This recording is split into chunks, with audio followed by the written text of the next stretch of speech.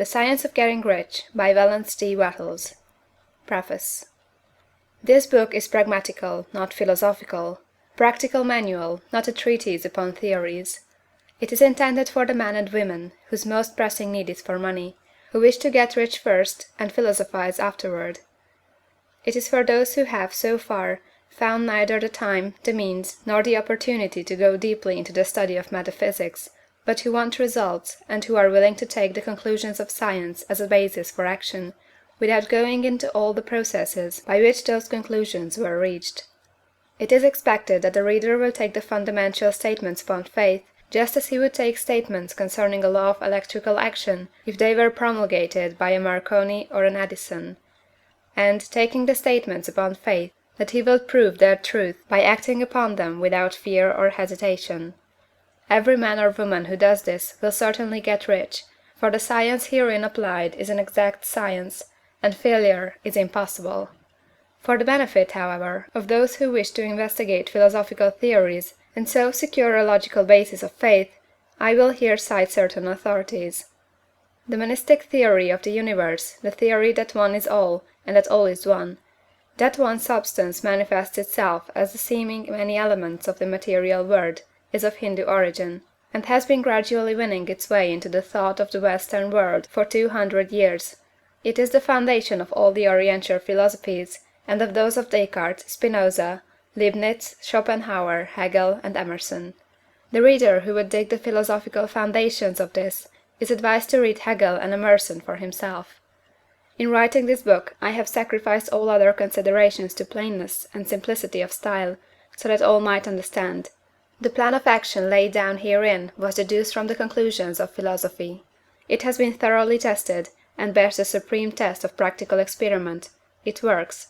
If you wish to know how the conclusions were arrived at, read the writings of the authors mentioned above; and if you wish to reap the fruits of their philosophies in actual practice, read this book, and do exactly as it tells you to do. The Author. End of the Preface. Chapter 1. The Right to be Rich. Whatever may be said in praise of poverty, the fact remains that it is not possible to live a really complete or successful life unless one is rich. No man can rise to his greatest possible height in talent or soul development unless he has plenty of money, for to unfold the soul and to develop talent he must have many things to use, and he cannot have these things unless he has money to buy them with. A man develops in mind, soul, and body by making use of things, and society is so organized that man must have money in order to become the possessor of things.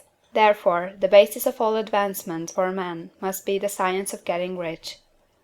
The object of all life is development, and everything that lives has an inalienable right to all the development it is capable of attaining. Man's right to life means his right to have the free and unrestricted use of all the things which may be necessary to his fullest mental, spiritual, and physical unfoldment, or, in other words, his right to be rich. In this book, I shall not speak of riches in a figurative way. To be really rich does not mean to be satisfied or contented with a little. No man ought to be satisfied with a little if he is capable of using and enjoying more. The purpose of nature is the advancement and unfoldment of life, and every man should have all that can contribute to the power, elegance, beauty, and richness of life. To be content with less is sinful. The man who owns all he wants for the living of all the life he is capable of living is rich, and no man who has not plenty of money can have all he wants. Life has advanced so far, and become so complex, that even the most ordinary man or woman requires a great amount of wealth in order to live in a manner that even approaches completeness. Every person naturally wants to become all that they are capable of becoming. This desire to realize innate possibilities is inherent in human nature. We cannot help wanting to be all that we can be. Success in life is becoming what you want to be. You can become what you want to be only by making use of things, and you can have the free use of things only as you become rich enough to buy them. To understand the science of getting rich is therefore the most essential of all knowledge. There is nothing wrong in wanting to get rich. The desire for riches is really the desire for a richer, fuller, and more abundant life, and that desire is praiseworthy. The man who does not desire to live more abundantly is abnormal, and so the man who does not desire to have money enough to buy all he wants is abnormal. There are three motives for which we live. We live for the body, will live for the mind, will live for the soul. No one of these is better or holier than the other. All are alike desirable, and no one of the three, body, mind, or soul, can live fully if either of the others is cut short of full life and expression. It is not right or noble to live only for the soul and deny mind or body, and it is wrong to live for the intellect and deny body or soul. We are all acquainted with the loathsome consequences of living for the body and denying both mind and soul, and we can see that real life means the complete expression of all that man can give forth through body, mind, and soul. Whatever he can say, no man can be really happy or satisfied unless his body is living fully in every function, and unless the same is true for his mind and his soul. Wherever there is unexpressed possibility, or function not performed, there is unsatisfied desire. Desire is possibility seeking expression, or function seeking performance. Man cannot live fully in body without good food, comfortable clothing, and warm shelter, and without freedom from excessive toil. Rest and recreation are also necessary for his physical life. He cannot live fully in mind without books and time to study them, without opportunity to travel and observation, or without intellectual companionship. To live fully in mind he must have intellectual recreations, and must surround himself with all the objects of art and beauty he is capable of using and appreciating. To live fully in soul, man must have love, and love is denied expression by poverty. A man's highest happiness is found in the bestowal of benefits on those he loves.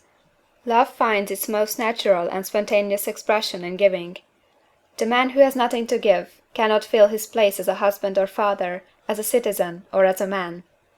It is in the use of material things that a man finds full life for his body, develops his mind, and unfolds his soul. It is therefore for supreme importance to him that he should be rich. It is perfectly right that you should desire to be rich. If you are a normal man or woman, you cannot help doing so. It is perfectly right that you should give your best attention to the science of getting rich, for it is the noblest and most necessary of all studies. If you neglect this study, you are derelict in your duty to yourself, to God and humanity, for you can render to God and humanity no greater service than to make the most of yourself. End of Chapter 1. Chapter 2. There is a science of getting rich. There is a science of getting rich, and it is an exact science, like algebra or arithmetic. There are certain laws which govern the process of acquiring riches. Once these laws are learned and obeyed by any man, he will get rich with mathematical certainty. The ownership of money and property comes as a result of doing things in a certain way. Those who do things in this certain way, whether on purpose or accidentally, get rich, while those who do not do things in this certain way, no matter how hard they work, or how able they are, remain poor. It is a natural law that like causes always produce like effects, and therefore any man or woman who learns to do things in this certain way will infallibly get rich. That the above statement is true is shown by the following facts. Getting rich is not a matter of environment, for, if it were, all the people in certain neighborhoods would become wealthy, the people of one city would be all rich, while those of other towns would all be poor, or the inhabitants of one state would roll in wealth, while those of an adjoining state would be in poverty. But everywhere we see rich and poor living side by side, in the same environment, and often engaged in the same vocations. When two men are in the same locality, and in the same business, and one gets rich while the other remains poor, it shows that getting rich is not primarily a matter of environment. Some environments may be more favorable than others, but when two men in the same business are in the same neighborhood, and one gets rich while the other fails, it indicates that getting rich is a result of doing things in a certain way.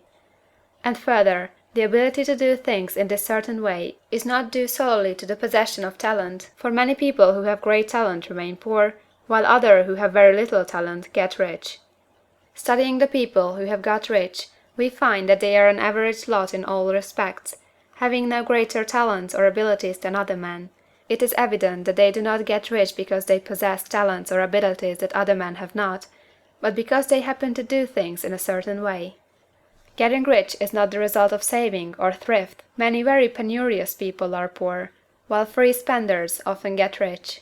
Nor is getting rich due to doing things which others fail to do, For two men in the same business often do almost exactly the same things, and one gets rich while the other remains poor or becomes bankrupt. From all these things, we must come to the conclusion that getting rich is the result of doing things in a certain way. If getting rich is the result of doing things in a certain way, and if like causes always produce like effects, then any man or woman who can do things in that way can become rich, and the whole matter is brought within the domain of exact science. The question arises here, whether this certain way may not be so difficult that only a few may follow it. This cannot be true, as we have seen, so far as natural ability is concerned. Talented people get rich, and blockheads get rich. Intellectually brilliant people get rich, and very stupid people get rich. Physically strong people get rich, and weak and sickly people get rich. Some degree of ability to think and understand is, of course, essential. But in so far natural ability is concerned, any man or woman who has sense enough to read and understand these words can certainly get rich. Also, we have seen that it is not a matter of environment. Location counts for something. One would not go to the heart of the Sahara and expect to do successful business. Getting rich involves the necessity of dealing with men, and of being where there are people to deal with. And if these people are inclined to deal in the way you want to deal, so much the better. But that is about as far as environment goes. If anybody else in your town can get rich, so can you. And if anybody else in your state can get rich, so can you. Again, it is not a matter of choosing some particular business or profession. People get rich in every business and in every profession, while their next-door neighbors on the same vocation remain in poverty. It is true that you will do best in a business which you like, and which is congenial to you. And if you have certain talents which are well developed, you will do best in a business which calls for the exercise of those talents. Also, you will do best in a business which is suited to your locality. An ice cream parlor would do better in a warm climate than in Greenland, and a salmon fishery would succeed better in the Northwest than in Florida, where there are no salmon. But, aside from these general limitations, getting rich is not dependent upon your engaging in some particular business, but upon your learning to do things in a certain way. If you are now in business and everybody else in your locality is getting rich in the same business while you are not getting rich, it is because you are not doing things in the same way that the other person is doing them. No one is prevented from getting rich by lack of capital. True, as you get capital, the increase becomes more easy and rapid, but one who has capital is already rich, and does not need to consider how to become so. No matter how poor you may be, if you begin to do things in a certain way, you will begin to get rich, and you will begin to have capital. The getting of capital is a part of the process of getting rich, and it is a part of the result which invariably follows the doing of things in a certain way. You may be the poorest man on the continent, and be deeply in debt. You may have neither friends, influence, nor resources, but if you begin to do things in this way, you must infallibly begin to get rich, for like causes must produce like effects. If you have no capital, you can get capital. If you are in the wrong business, you can get into the right business. If you are in the wrong location, you can go to the right location, and you can do so by beginning in your present business and in your present location to do things in the certain way which causes success. End of Chapter 2. Chapter 3. Is Opportunity Monopolized? No man is kept poor because opportunity has been taken away from him, because other people have monopolized the wealth, and have put a fence around it. You may be shut off from engaging in business in certain lines, but there are other channels open to you. Probably it would be hard for you to get control of any of the great railroad systems. That field is pretty well monopolized. But the electric railway business is still in its infancy, and offers plenty of scope for enterprise, and it will be but a few years until traffic and transportation through the air will become a great industry, and in all its branches will give employment to hundreds of thousands and perhaps to millions of people. Why not turn your attention to the development of aerial transportation, instead of competing with J. Hill and others for a chance in the steam railway world? It is quite true that if you are a workman in the employ of the Steel Trust, you have very little chance of becoming the owner of the plant in which you work. But it is also true that if you will commence the act in a certain way, you can soon leave the employ of the Steel Trust. You can buy a farm of from 10 to 40 acres, and engage in business as a producer of foodstuffs. There is great opportunity at this time for men who will live upon small tracts of land and cultivate the same intensively. Such men will certainly get rich. You may say that it is impossible for you to get the land, but I am going to prove to you that it is not impossible, and that you can certainly get a farm if you will go to work in a certain way. At different periods, the tide of opportunity sets in different directions, according to the needs of the whole, and the particular stage of social evolution which has been reached. At present, in America, it is setting toward agriculture and the allied industries and professions. Today, opportunity is open before the factory worker in his line.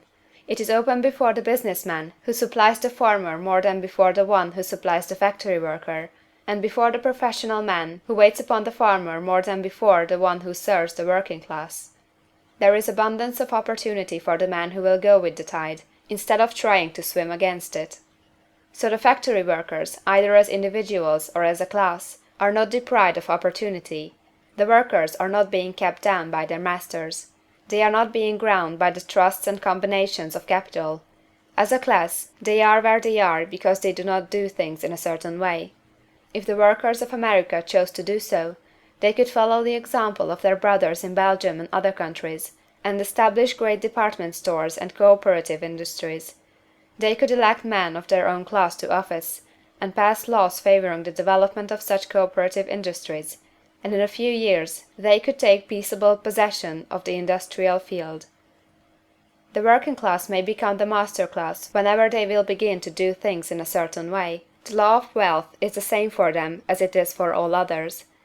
This they must learn, and they will remain where they are as long as they continue to do as they do. The individual worker, however, is not held down by the ignorance or the mental slothfulness of his class. He can follow the tide of opportunity to riches, and this book will tell them how. No one is kept in poverty by a shortness in the supply of riches. There is more than enough for all. A palace as large as the Capitol at Washington might be built for every family on earth from the building material in the United States alone, and under intensive cultivation this country would produce wool, cotton, linen, and silk enough to clothe each person in the world finer than Solomon was arrayed in all his glory, together with food enough to feed them all luxuriously. The visible supply is practically inexhaustible, and the invisible supply really is inexhaustible. Everything you see on earth is made from one original substance, out of which all things proceed. New forms are constantly being made, and older ones are dissolving, but all are shapes assumed by one thing. There is no limit to the supply of formless stuff, or original substance. The universe is made out of it, but it was not all used in making the universe. The spaces in, through, and between the forms of the visible universe are permeated and filled with the original substance, with the formless stuff, with the raw material of all things. 10,000 times as much as has been made might still be made, and even then we should not have exhausted the supply of universal raw material. No man, therefore, is poor because nature is poor, or because there is not enough to go around. Nature is an inexhaustible storehouse of riches. The supply will never run short. Original substance is alive with creative energy, and is constantly producing more forms. When the supply of building material is exhausted, more will be produced. When the soil is exhausted, so that foodstuffs and materials for clothing will no longer grow upon it, it will be renewed, or more soil will be made. When all the gold and silver has been dug from the earth, if man is still in such a stage of social development that he needs gold and silver, more will be produced from the formless. The formless stuff responds to the needs of man, it will not let him be without any good thing. This is true of man collectively. The race as a whole is always abundantly rich, and if individuals are poor, it is because they do not follow the certain way of doing things which makes the individual man rich. The formless stuff is intelligent. It is stuff which thinks. It is alive, and is always impelled toward more life. It is the natural and inherent impulse of life to seek to live more. It is the nature of intelligence to enlarge itself, and of consciousness to seek to extend its boundaries and find fuller expression. The universe of forms has been made by formless living substance, throwing itself into form in order to express itself more fully. The universe is a great living presence, always moving inherently toward more life and fuller functioning. Nature is formed for the advancement of life. Its impelling motive is the increase of life. For this cause, everything which can possibly minister to life is bountifully provided. There can be no lack unless God is to contradict himself and nullify his own works. You are not kept poor by lack in the supply of riches. It is a fact that I shall demonstrate a little farther on, that even the resources of the formless supply are at the command of the man or woman who will act and think in a certain way. End of Chapter 3. Chapter 4. The first principle in the science of getting rich. Thought is the only power which can produce tangible riches from the formless substance. The stuff from which all things are made is a substance which thinks, and the thought of form in this substance produces the form. Original substance moves according to its thoughts. Every form and process you see in nature is the visible expression of a thought in original substance. As the formless stuff thinks of a form, it takes that form; as it thinks of a motion, it makes that motion. That is the way all things were created. We live in a thought world, which is part of a thought universe. The thought of a moving universe extended throughout formless substance, and the thinking stuff moving according to that thought took the form of systems of planets, and maintains that form. Thinking substance takes the form of its thought, and moves according to the thought. Holding the idea of a circling system of suns and worlds, it takes the form of these bodies, and moves them as it thinks. Thinking the form of a slow-growing oak tree, it moves accordingly, and produces the tree, though centuries may be required to do the work.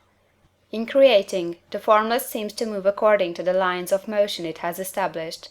The thought of an oak tree does not cause the instant formation of a full-grown tree, but it does start in motion the forces which will produce the tree along established lines of growth. Every thought of form, held in thinking substance, causes the creation of the form, but always, or at least generally, along lines of growth and action already established. The thought of a house of a certain construction, if it were impressed upon formless substance, might not cause the instant formation of the house, but it would cause the turning of creative energies already working in trade and commerce into such channels as to result in the speedy building of the house. And if there were no existing channels through which the creative energy could work, then the house would be formed directly from primal substance, without waiting for the slow processes of the organic and inorganic world. No thought of form can be impressed upon original substance without causing the creation of the form. Man is a thinking centre, and can originate thought. All the forms that man fashions with his hands must first exist in his thought.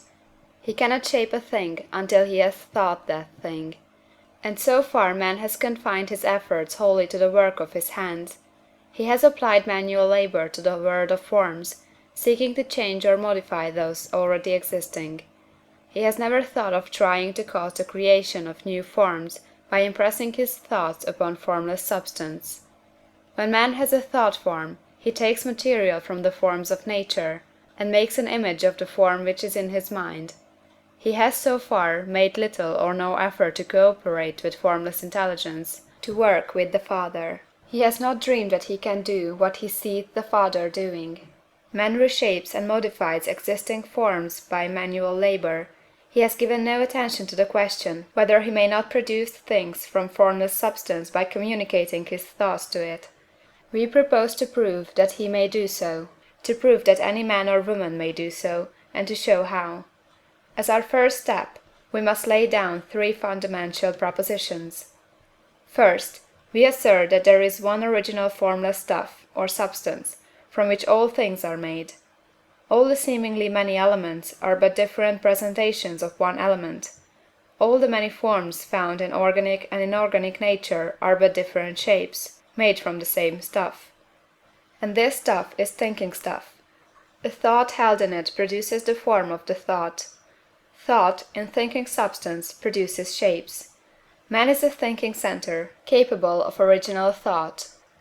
If man can communicate his thought to original thinking substance, he can cause the creation or formation of the thing he thinks about. To summarize this, there is a thinking stuff from which all things are made, and which, in its original state, permeates, penetrates, and fills the interspaces of the universe. A thought, in this substance, produces the thing that is imaged by the thought. Man can form things in his thought, and, by impressing his thought upon formless substance, can cause the thing he thinks about to be created. It may be asked if I can prove these statements, and without going into details, I answer that I can do so, both by logic and experience.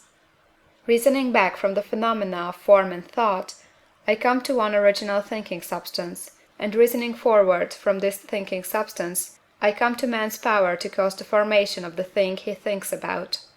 And, by experiment, I find the reasoning true, and this is my strongest proof. If one man who reads this book gets rich by doing what it tells him to do, that is evidence in support of my claim. But if every man who does what it tells him to do gets rich, that is positive proof until someone goes through the process and fails. The theory is true until the process fails, and this process will not fail, for every man who does exactly what this book tells him to do will get rich. I have said that men get rich by doing things in a certain way, and in order to do so, man must become able to think in a certain way. A man's way of doing things is the direct result of the way he thinks about things. To do things in a way you want to do them, you will have to acquire the ability to think the way you want to think. This is the first step toward getting rich. To think what you want to think is to think truth, regardless of appearances. Every man has the natural and inherent power to think what he wants to think, but it requires far more effort to do so than it does to think the thoughts which are suggested by appearances. To think according to appearance is easy. To think truth, regardless of appearances, is laborious, and requires the expenditure of more power than any other work man is called upon to perform. There is no labor from which most people shrink as they do from that of sustained and consecutive thought. It is the hardest work in the world. This is especially true when truth is contrary to appearances. Every appearance in the visible world tends to produce a corresponding form in the mind which observes it, and this can only be prevented by holding the thought of the truth. To look upon the appearance of disease will produce the form of disease in your own mind, and ultimately in your body, unless you hold the thought of the truth, which is that there is no disease, it is only an appearance, and the reality is health. To look upon the appearances of poverty will produce corresponding forms in your own mind, unless you hold to the truth that there is no poverty, there is only abundance. To think health when surrounded by the appearances of disease, or to think riches when in the midst of appearances of poverty, requires power. But he who acquires this power becomes a master mind. He can conquer fate, he can have what he wants. This power can only be acquired by getting hold of the basic fact which is behind all appearances, and that fact is that there is one thinking substance from which and by which all things are made. Then we must grasp the truth that every thought held in this substance becomes a form, and that man can so impress his thoughts upon it as to cause them to take form and become visible things. When we realize this, we lose all doubt and fear, for we know that we can create we want to create, we can get what we want to have, and can become what we want to be. As a first step toward getting rich, you must believe the three fundamental statements given previously in this chapter, and in order to emphasize them, I repeat them here. There is a thinking stuff from which all things are made, and which, in its original state, permeates, penetrates, and fills the interspaces of the universe. The thought, in this substance, produces the thing that is imaged by the thought. Man can form things in his thought, and, by impressing his thought upon formless substance, can cause the thing he thinks about to be created. You must lay aside all other concepts of the universe than this monistic one, and you must dwell upon this until it is fixed in your mind, and has become your habitual thought. Read these creed statements over and over again, fix every word upon your memory, and meditate upon them until you firmly believe what they say. If a doubt comes to you, cast it aside as a sin. Do not listen to arguments against this idea. Do not go to churches or lectures where a contrary concept of things is taught or preached. Do not read magazines or books which teach a different idea. If you get mixed up in your faith, all your efforts will be in vain. Do not ask why these things are true, nor speculate as to how they can be true. Simply take them on trust. The science of getting rich begins with the absolute acceptance of this faith. End of Chapter 4. Chapter 5. Increasing Life. You must get rid of the last vestige of the old idea that there is a deity whose will it is that you should be poor, or whose purposes may be served by keeping you in poverty. The intelligent substance which is all, and in all, and which lives in all, and lives in you, is a consciously living substance.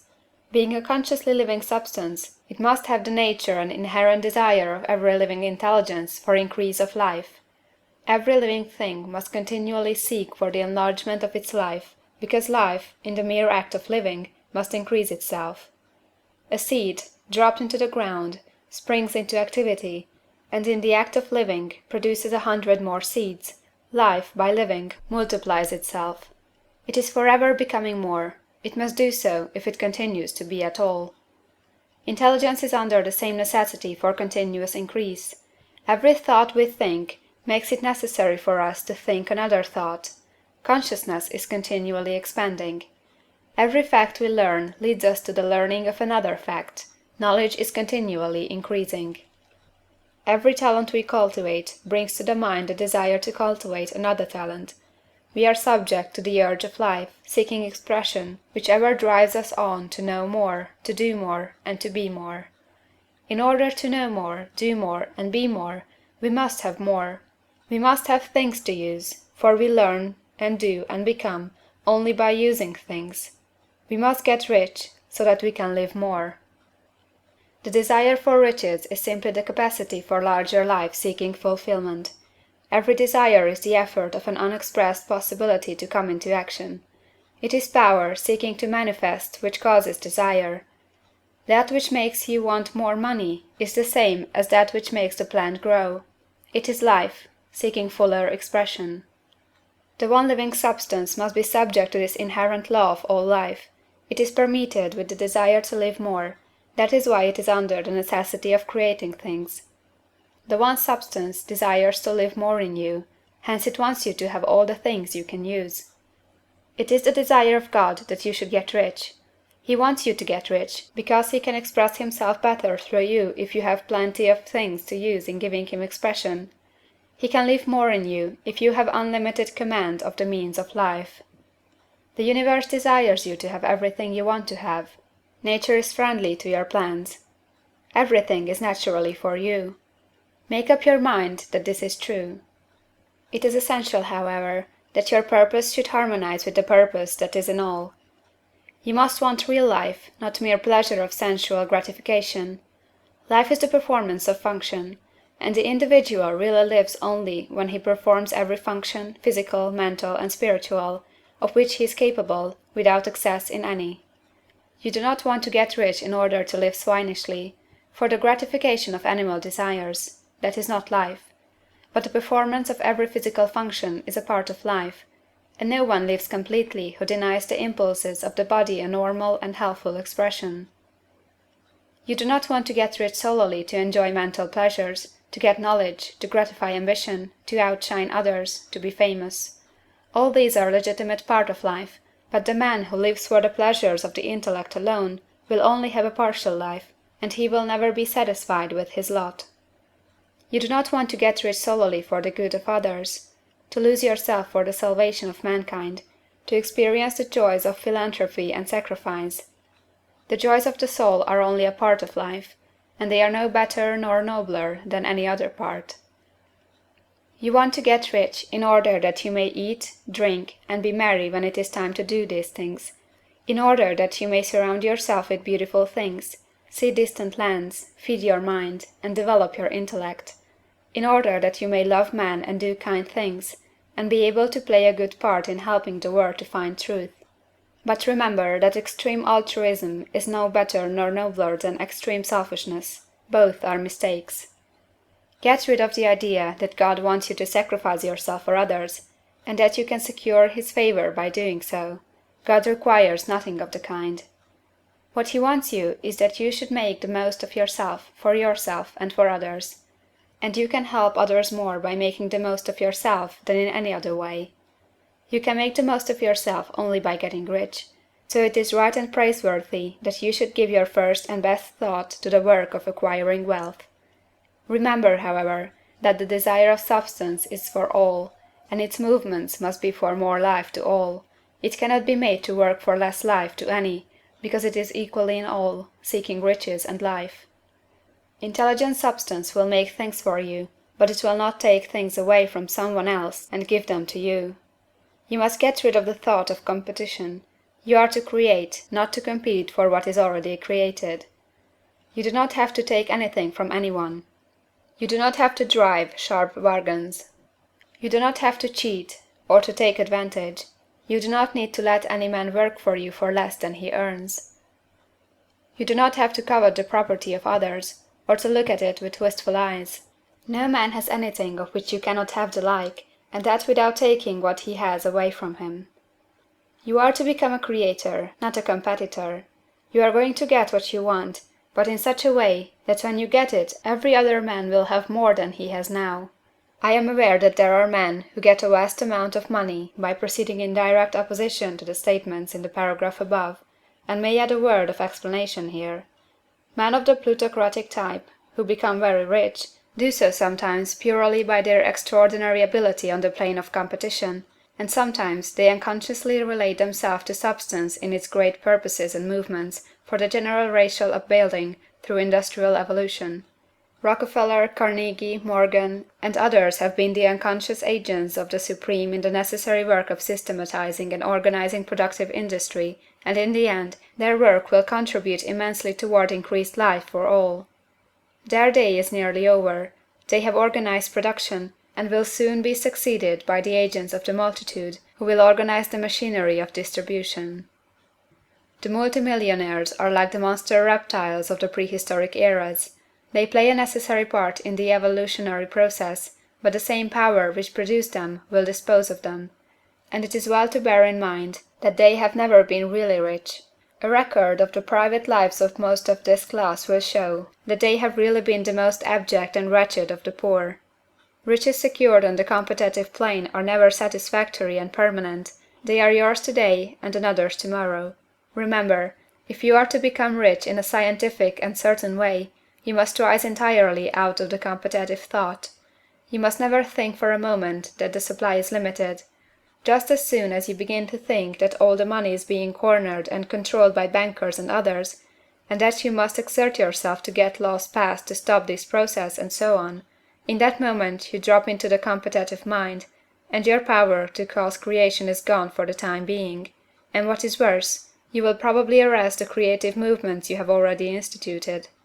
Know that there are countless millions of dollars worth of gold in the mountains of the earth, not yet brought to light, and know that if there were not, more would be created from thinking substance to supply your needs. Know that the money you need will come, even if it is necessary for 1,000 men to be led to the discovery of new gold mines tomorrow. Never look at the visible supply, look always at the limitless riches in formless substance, and know that they are coming to you as fast as you can receive and use them. Nobody, by cornering the visible supply, can prevent you from getting what is yours. So never allow yourself to think for an instant that all the best building spots will be taken before you get ready to build your house, unless you hurry. Never worry about the trusts and combines, and get anxious for fear they will soon come to own the whole earth. Never get afraid that you will lose what you want because some other person beats you to it. That cannot possibly happen. You are not seeking anything that is possessed by anybody else. You are causing what you want to be created from formless substance, and the supply is without limits.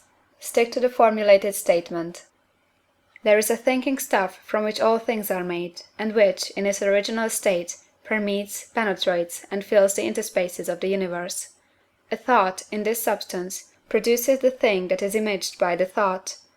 Man can form things in his thought, and, by impressing his thought upon formless substance, can cause the thing he thinks about to be created. End of chapter 5. Chapter 6. How Riches Come to You. When I say that you do not have to drive sharp bargains, I do not mean that you do not have to drive any bargains at all, or that you are above the necessity for having any dealings with your fellow men. I mean that you will not need to deal with them unfairly. You do not have to get something for nothing, but can give to every man more than you take from him. You cannot give every man more in cash market value than you take from him, but you can give him more in use value than the cash value of the thing you take from him. The paper, ink, and other material in this book may not be worth the money you pay for it, but if the ideas suggested in it bring you thousands of dollars, you have not been wronged by those who sold it to you. They have given you a great use value for a small cash value. Let us suppose that I own a picture by one of the greatest artists, which, in any civilized community, is worth thousands of dollars. I take it to Baffin Bay, and by salesmanship induce an Eskimo to give a bundle of furs worth $500 for it. I have really wronged him, for he has no use for the picture. It has no use value to him. It will not add to his life. But suppose I give him a gun, worth $50 for his furs. Then he has made a good bargain. He has use for the gun. It will get him many more furs and much food. It will add to his life in every day. It will make him rich. When you rise from the competitive to the creative plane, you can scan your business transactions very strictly, and if you are selling any man anything which does not add more to his life than the thing he gives you in exchange, you can afford to stop it. You do not have to beat anybody in business. And if you are in a business which does beat people, get out of it at once. Give every man more in use value than you take from him in cash value. Then you are adding to the life of the world by every business transaction. If you have people working for you, you must take from them more cash value than you pay them in wages. But you can so organize your business that it will be filled with the principle of advancement, and so that each employee who wishes to do so may advance a little every day. You can make your business do for your employees what this book is doing for you. You can so conduct your business that it will be a sort of ladder, by which every employee who will take the trouble may climb to riches himself, and given the opportunity, if he will not do so, it is not your fault. And finally, because you are to cause the creation of your riches from formless substance which permeates all your environment, it does not follow that they are to take shape from the atmosphere and come into being before your eyes. If you want a sewing machine, for instance, I do not mean to tell you that you are to impress the thought of a sewing machine on thinking substance until the machine is formed without hands, in the room where you sit or elsewhere. But if you want a sewing machine, hold the mental image of it with the most positive certainty that it is being made, or is on its way to you. After once forming the thought, have the most absolute and unquestioning faith that a sewing machine is coming. Never think of it or speak of it in any other way than as being sure to arrive. Claim it as already yours. It will be brought to you by the power of the Supreme Intelligence acting upon the minds of men. If you live in Maine, it may be that a man will be brought from Texas or Japan to engage in some transaction which will result in your getting what you want. If so, the whole matter will be as much to that man's advantage as it is to yours. Do not forget for a moment that the thinking substance is through all, in all, communicating with all, and can influence all.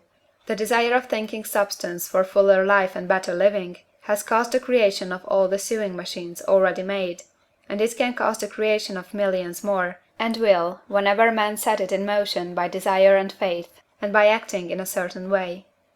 You can certainly have a sewing machine in your house, and it is just as certain that you can have any other thing or things which you want, and which you will use for the advancement of your own life and the lives of others. You need not hesitate about asking largely. It is your Father's pleasure to give you the kingdom, said Jesus.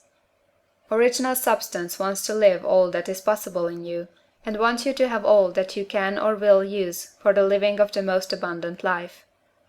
If you fix upon your consciousness the fact that the desire you feel for the possession of riches is one with the desire of omnipotence for more complete expression, your faith becomes invincible. Once I saw a little boy sitting at a piano and vainly trying to bring harmony out of the keys, and I saw that he was grieved and provoked by his inability to play real music. I asked him the cause of this vexation, and he answered, "I can feel the music in me, but I can't make my hands go right." The music in him was the urge of original substance, containing all the possibilities of all life. All that there is of music was seeking expression through the child. God, the one substance, is trying to live and do and enjoy things through humanity. He is saying, I want hands to build wonderful structures, to play divine harmonies, to paint glorious pictures. I want feet to run my errands, eyes to see my beauties, tongues to tell mighty truths, and to sing marvelous songs, and so on. All that there is of possibility is seeking expression through man. God wants those who can play music to have pianos and every other instrument, and to have the means to cultivate their talents to the fullest extent. He wants those who can appreciate beauty to be able to surround themselves with beautiful things. He wants those who can discern the truth to have every opportunity to travel and observe. He wants those who can appreciate dress to be beautifully clothed, and those who can appreciate good food to be luxuriously fed. He wants all these things, because it is himself that enjoys and appreciates them. It is God who wants to play, and sing, and enjoy beauty, and proclaim truth, and wear fine clothes, and eat good foods. It is God that worketh in you to will and to do, said Paul. The desire you feel for riches is the infinite seeking to express himself in you, as he sought to find expression in the little boy at the piano. So you need not hesitate to ask largely. Your part is to focalize and express the desire to God. This is a difficult point with most people. They retain something of the old idea that poverty and self-sacrifice are pleasing to God. They look upon poverty as a part of the plan, a necessity of nature. They have the idea that God has finished his work, and made all that he can make, and that the majority of men must stay poor, because there is not enough to go around. They hold so much to this erroneous thought that they feel ashamed to ask for wealth. They try not to want more than a very modest competence, just enough to make them fairly comfortable. I recall now a case of one student who was told that he must get in mind a clear picture of the things he desired, so that the creative thought of them might be impressed on formless substance. He was a very poor man, living in a rented house, and having only what he earned from day to day, and he could not grasp the fact that all wealth was his. So, after thinking the matter over, he decided that he might reasonably ask for a new rug on the floor of his best room and an anthracite coal stove to heat the house during the cold winter. Following the instructions given in this book, he obtained these things in a few months, and then it dawned upon him that he had not asked enough. He went through the house in which he lived, and planned all the improvements he would like to make in it. He mentally added a bay window here, a room there, until it was complete in his mind as his ideal home, and then he planned its furnishings. Holding the whole picture in his mind, he began living in the certain way, and moving toward what he wanted, and he owns the house now, and is rebuilding it after the form of his mental image, and now, with still larger faith, he is going on to get greater things. It has been unto him according to his faith, and it is so with you and with all of us. End of chapter 6. Chapter 7. Gratitude. The illustrations given in the last chapter will have conveyed to the reader the fact that the first step toward getting rich is to convey the idea of your wants to the formless substance. This is true, and you will see that in order to do so, it becomes necessary to relate yourself to the formless intelligence in a harmonious way. To secure this harmonious relation is a matter of such primary and vital importance that I shall give some space to its discussion here, and give you instructions which, if you will follow them, will be certain to bring you into perfect unity of mind with God. The whole process of mental adjustment and atonement can be summed up in one word: gratitude. First, you believe that there is one intelligent substance, from which all things proceed. Second, you believe that this substance gives you everything you desire.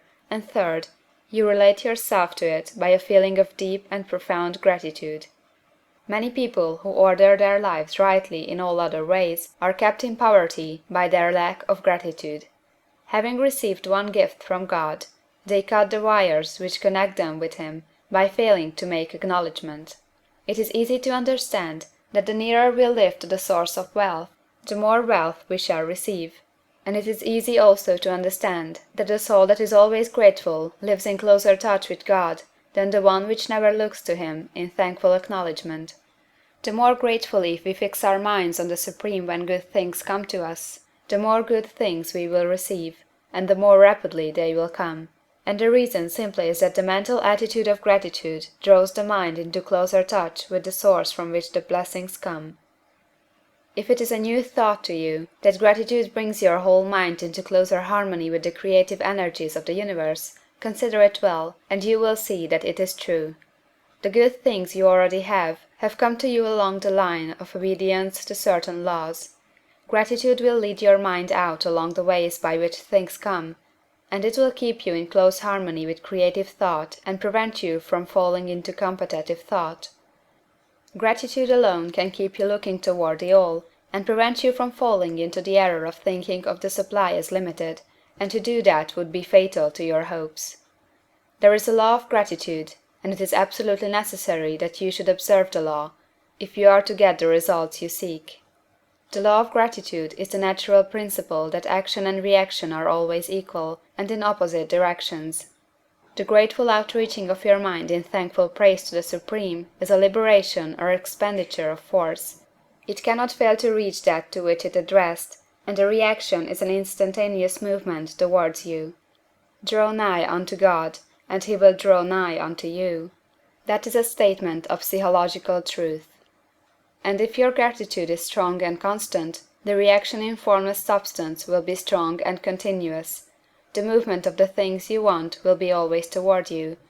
Notice the grateful attitude that Jesus took, how he always seems to be saying, I thank thee, Father, that thou hearest me. You cannot exercise much power without gratitude, for it is gratitude that keeps you connected with power. But the value of gratitude does not consist solely in getting you more blessings in the future. Without gratitude you cannot long keep from dissatisfied thought regarding things as they are. The moment you permit your mind to dwell with dissatisfaction upon things as they are, you begin to lose ground. You fix attention upon the common, the ordinary, the poor, and the squalid and mean, and your mind takes the form of these things. Then you will transmit these forms or mental images to the formless, and the common, the poor, the squalid, the mean will come to you.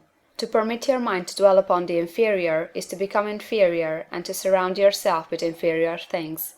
On the other hand, to fix your attention on the best is to surround yourself with the best, and to become the best. The creative power within us makes us into the image of that to which we give our attention. We are thinking substance, and thinking substance always takes the form of that to which it thinks about. The grateful mind is constantly fixed upon the best, therefore it tends to become the best. It takes the form or character of the best, and will receive the best. Also, faith is born of gratitude. The grateful mind continually expects good things, and expectation becomes faith. The reaction of gratitude upon one's own mind produces faith, and every outgoing wave of grateful thanksgiving increases faith. He who has no feeling of gratitude cannot long retain a living faith, and without a living faith you cannot get rich by the creative method, as we shall see in the following chapters. It is necessary, then, to cultivate the habit of being grateful for every good thing that comes to you, and to give thanks continuously. And because all things have contributed to your advancement, you should include all things in your gratitude. Do not waste time thinking or talking about the shortcomings or wrong actions of plutocrats or trust magnates. Their organization of the world has made your opportunity. All you get really comes to you because of them. Do not rage against corrupt politicians. If it were not for politicians, we should fall into anarchy, and your opportunity would be greatly lessened. God has worked a long time and very patiently to bring us up to where we are in industry and government, and he is going right on with his work. There is not the least doubt that he will do away the plutocrats, trust magnates, captains of industry, and politicians as soon as they can be spared. But in the meantime, behold, they are all very good. Remember that they are all helping to arrange the lines of transmission along which your riches will come to you, and be grateful to them all. This will bring you into harmonious relations with the good in everything, and the good in everything will move toward you. End of Chapter 7. Chapter 8. Thinking in the Certain Way. Turn back to Chapter 6 and read again the story of the man who formed the mental image of his house, and you will get a fair idea of the initial step toward getting rich. You must form a clear and definite mental picture of what you want. You cannot transmit an idea unless you have it yourself. You must have it before you can give it. Many people fail to impress thinking substance because they have themselves only a vague and misty concept of the things they want to do, to have, or to become. It is not enough that you should have a general desire for wealth, to do good with. Everybody has that desire. It is not enough that you should have a wish to travel, see things, live more, etc. Everybody has those desires also. If you are going to send a wireless message to a friend, you would not send the letters of the alphabet in their order, and let him construct the message for himself, nor would you take words at random from the dictionary. You would send a coherent sentence, one which meant something. When you try to impress your wants upon substance, remember that it must be done by a coherent statement. You must know what you want, and be definite. You can never get rich or start the creative power into action by sending out unformed longings and vague desires. Go over your desires, just as the man I have described went over his house. See just what you want, and get a clear mental picture of it as you wish it to look when you get it. That clear mental picture you must have continually in mind, as the sailor has in mind the port toward which he is sailing the ship. You must keep your face toward it all the time. You must no more lose sight of it than the steersman loses sight of the compass. It is not necessary to take exercises in concentration, nor to set apart special times for prayer and affirmation, nor to go into the silence, nor to do occult stunts of any kind. These things are well enough, but all you need is to know what you want, and to want it badly enough so that it will stay in your thoughts. Spend as much your leisure time as you can in contemplating your picture, but no one needs to take exercises to concentrate his mind on a thing he really wants. It is the things you do not really care about which require effort to fix your attention upon them. And unless you really want to get rich, so that the desire is strong enough to hold your thoughts directed to the purpose as the magnetic pole holds the needle of the compass, it will hardly be worth while for you to try to carry out the instructions given in this book. The methods herein set forth are for people whose desire for riches is strong enough to overcome mental laziness and the love of ease, and make them work. The more clear and definite you make your picture then, and the more you dwell upon it, bringing out all its delightful details, the stronger your desire will be, and the stronger your desire, the easier it will be to hold your mind fixed upon the picture of what you want. Something more is necessary, however, than merely to see the picture clearly. If that is all you do, you are only a dreamer, and will have little or no power for accomplishment. Behind your clear vision must be the purpose to realize it, to bring it out in tangible expression.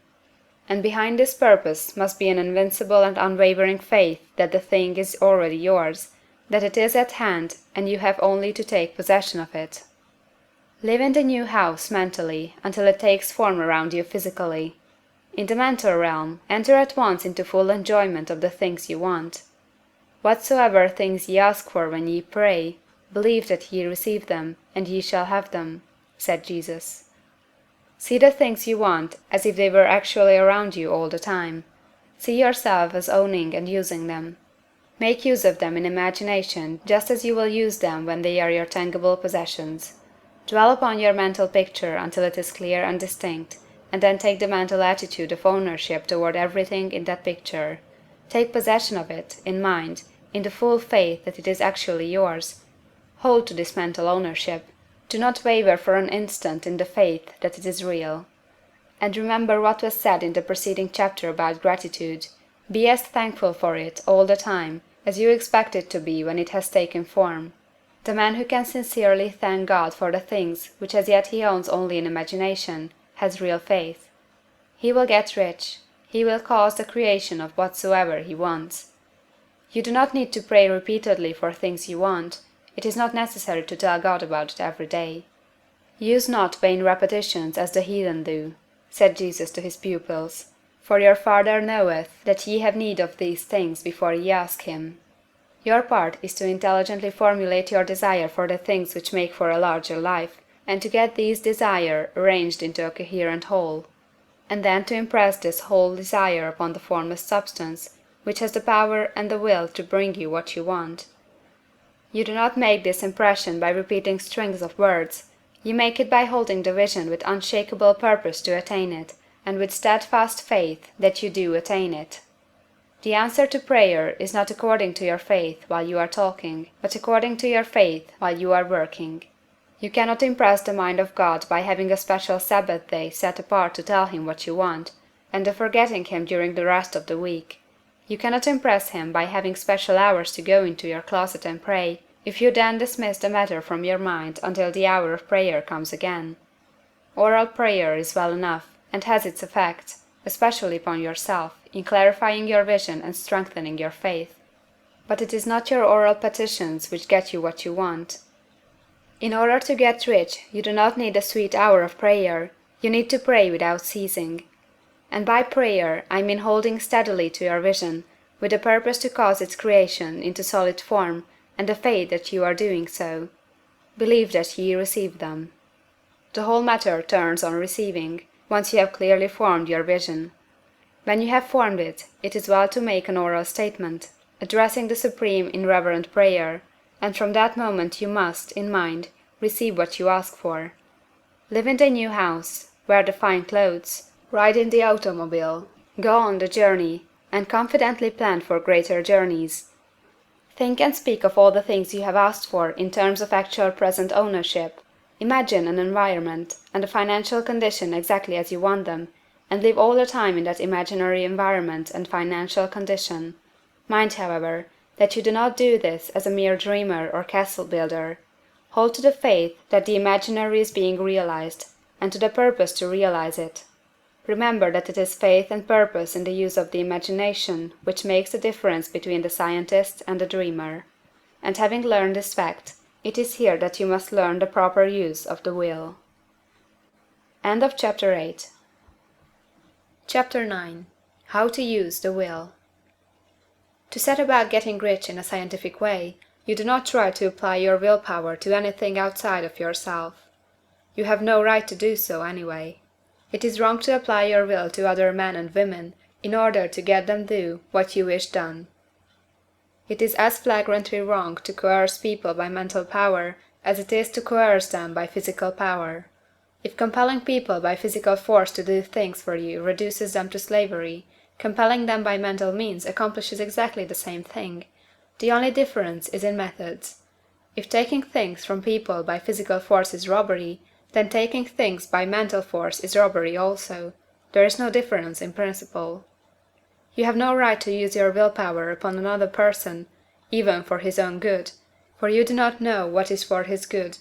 The science of getting rich does not require you to apply power or force to any other person, in any way whatsoever. There is not the slightest necessity for doing so. Indeed, any attempt to use your will upon others will only tend to defeat your purpose.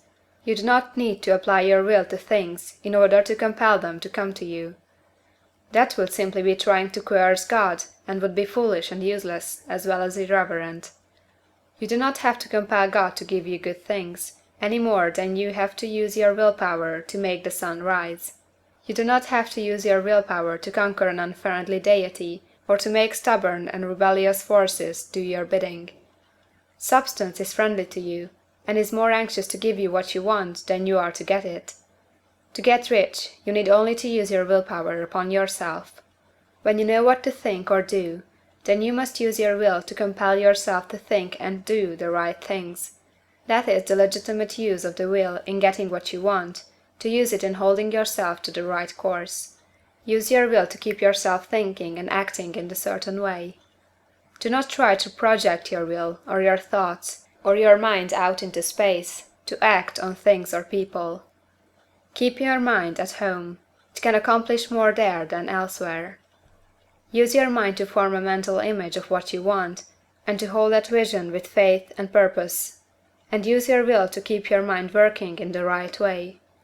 The more steady and continuous your faith and purpose, the more rapidly you will get rich, because you will make only positive impressions upon substance, and you will not neutralize or offset them by negative impressions. The picture of your desires, held with faith and purpose, is taken up by the formless, and permits it to great distances throughout the universe for all I know. As this impression spreads, all things are set moving toward its realization. Every living thing, every inanimate thing, and the things yet uncreated, are stirred toward bringing into being that which you want. All force begins to be exerted in that direction, all things begin to move toward you. The minds of people, everywhere, are influenced toward doing the things necessary to the fulfilling of your desires, and they work for you unconsciously. But you can check all this by starting a negative impression in the formless substance. Doubt or unbelief is as certain to start a movement away from you as faith and purpose are to start one toward you. It is by not understanding this that most people who try to make use of mental science in getting rich make their failure. Every hour and moment you spend in giving heed to doubts and fears, every hour you spend in worry, every hour in which your soul is possessed by unbelief, sets a current away from you in the whole domain of intelligent substance. All the promises are unto them that believe, and unto them only. Notice how insistent Jesus was upon his point of belief, and now you know the reason why. Since belief is all important, it behooves you to guard your thoughts, and as your beliefs will be shaped in a very great extent by the things you observe and think about, it is important that you should command your attention. And here the will comes into use, for it is by your will that you determine upon what things your attention shall be fixed. If you want to become rich, you must not make a study of poverty. Things are not brought into being by thinking about their opposites. Health is never to be attained by studying disease and thinking about disease. Righteousness is not to be promoted by studying sin and thinking about sin. And no one ever got rich by studying poverty and thinking about poverty. Medicine as a science of disease has increased disease. Religion as science of sin has promoted sin. And economics as a study of poverty will fill the world with wretchedness and want. Do not talk about poverty. Do not investigate it or concern yourself with it. Never mind what its causes are. You have nothing to do with them. What concerns you is the cure. Do not spend your time in charitable work or charity movements. All charity only tends to perpetuate the wretchedness it aims to eradicate. I do not say that you should be hard-hearted or unkind, and refuse to hear the cry of need. But you must not try to eradicate poverty in any of the conventional ways. Put poverty behind you, and put all that pertains to it behind you and make good. Get rich, that is the best way you can help the poor. And you cannot hold the mental image which is to make you rich, if you fill your mind with pictures of poverty. Do not read books or papers which give you circumstantial accounts of the wretchedness of the tenement dwellers, of the horrors of child labor, and so on. Do not read anything which fills your mind with gloomy images of want and suffering.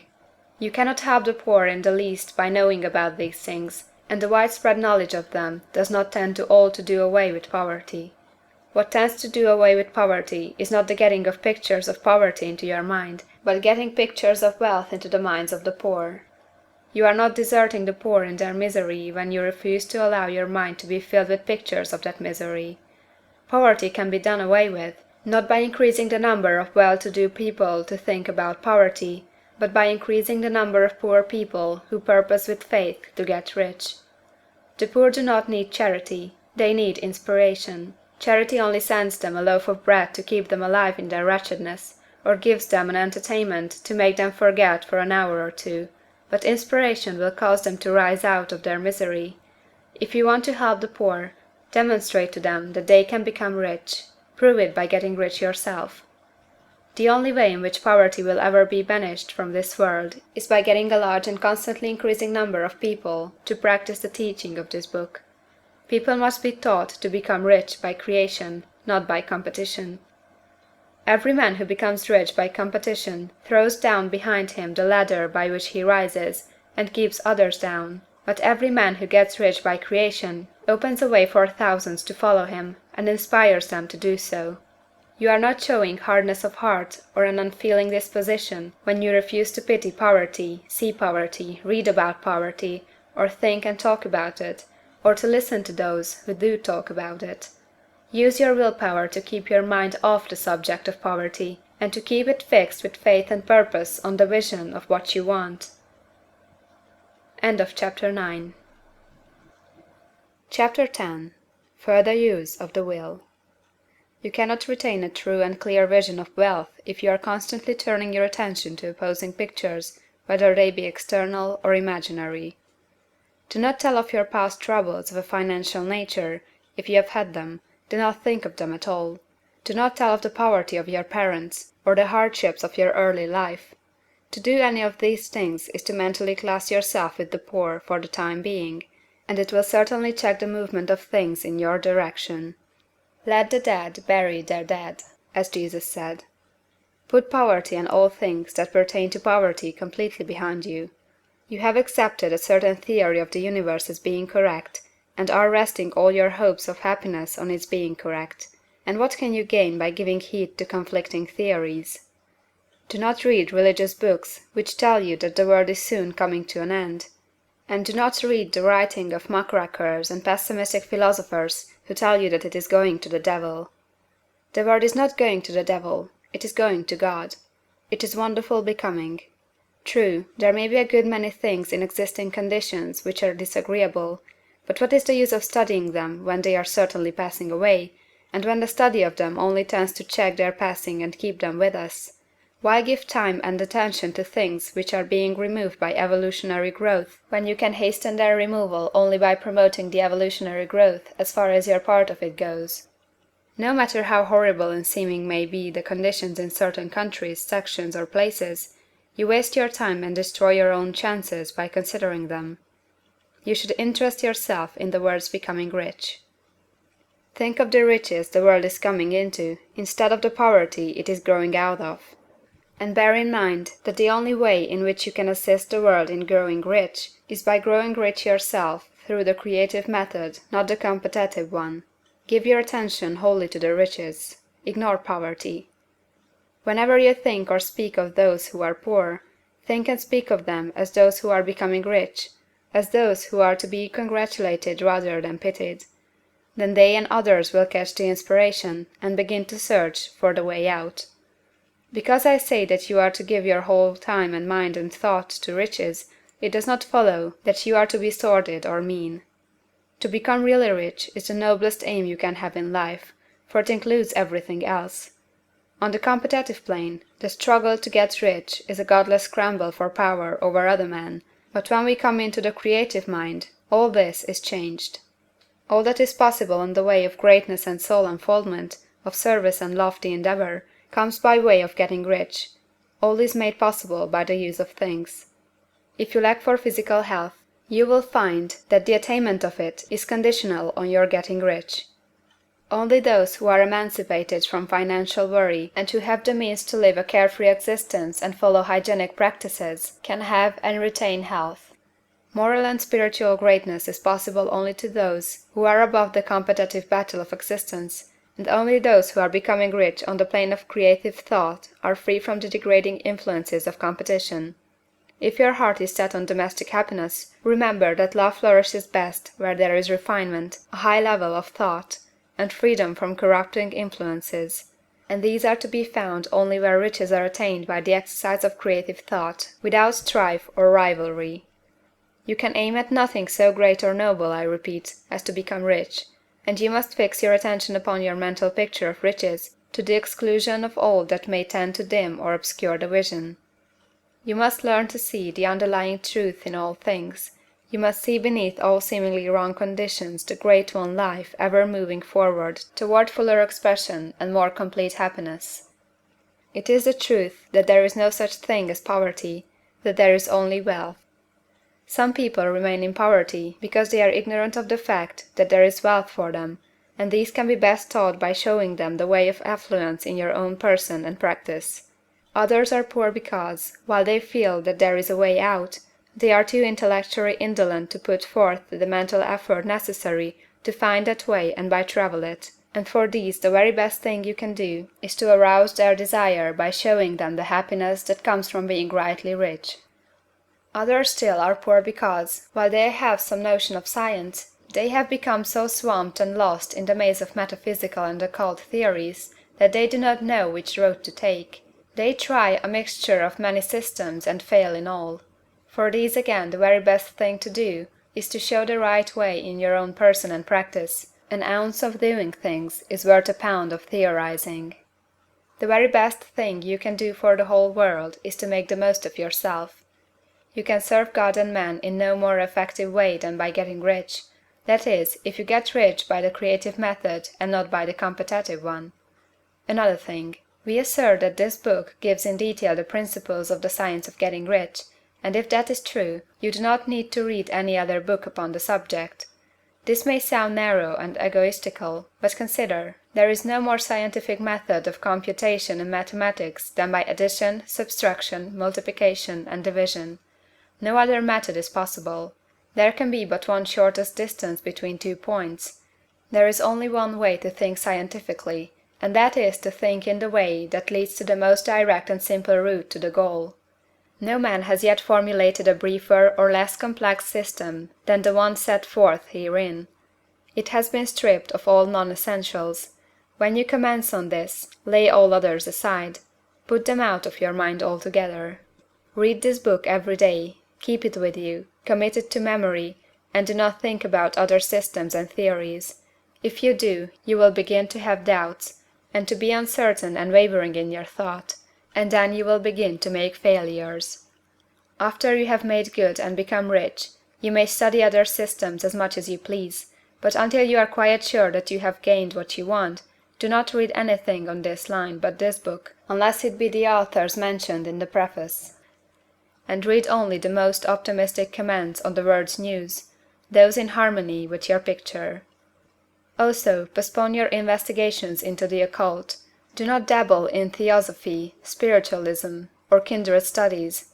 It is very likely that the dead still live, and are near, but if they are, let them alone. Mind your own business. Wherever the spirits of the dead may be, they have their own work to do, and their own problems to solve, and we have no right to interfere with them. We cannot help them, and it is very doubtful whether they can help us, or whether we have any right to trespass upon their time if they can.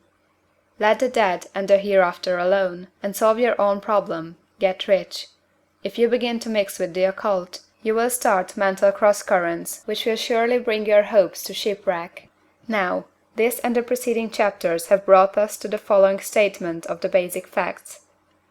There is a thinking stuff from which all things are made, and which, in its original state, permeates, penetrates, and fills the interspaces of the universe.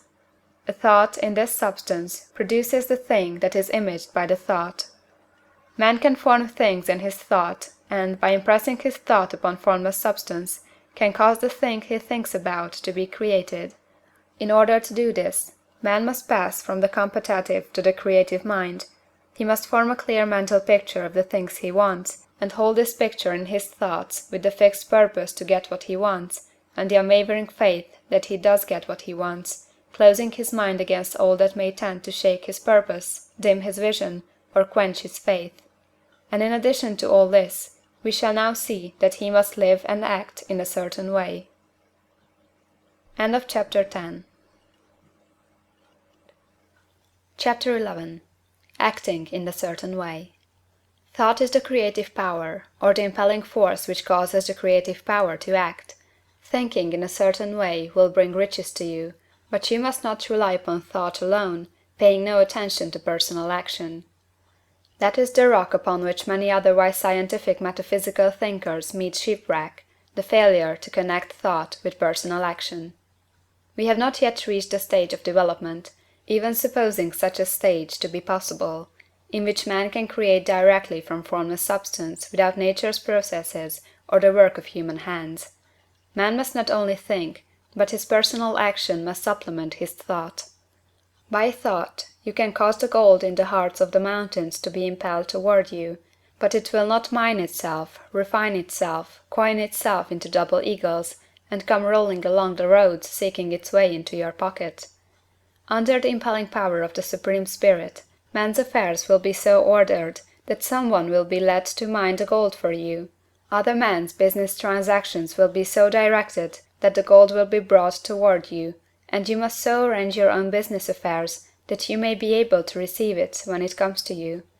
Your thought makes all things, animate and inanimate, work to bring you what you want, but your personal activity must be such that you can rightly receive what you want when it reaches you. You are not to take it as charity, nor to steal it. You must give every man more in use value than he gives you in cash value.